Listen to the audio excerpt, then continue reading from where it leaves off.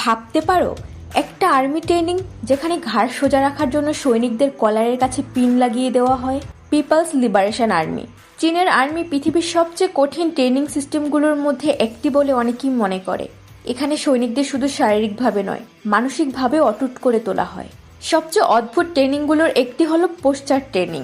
Parade প্র্যাকটিসের সময় ইউনিফর্মের কলারের কাছে ছোট একটি পিন লাগানো থাকে। কেউ যদি ঘাড় নিচু করে বা শরীর বাঁকায়, পিনটা গায়ে ফুটে যায়। এভাবে শেখানো হয় নিখুঁত শৃঙ্খলা আর সোজা ভঙ্গি।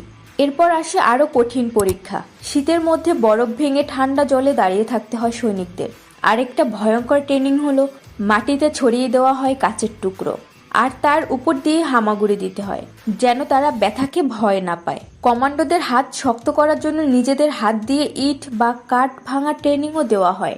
কখনো কখনো এতবার করা হয় যে হাত ফুলে যায়।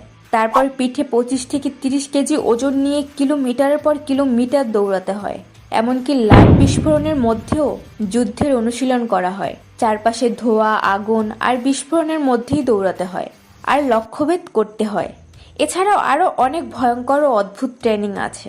এই কঠিন ট্রেনিংগুলো পার করতে পারে খুব কম মানুষ, আর যারা পারে তাদের বলা হয় চীনের সবচেয়ে শক্তিশালী সৈনিক। তুমি কি এই ট্রেনিংগুলো সম্পর্কে জানতে? কমেন্টে জানিও।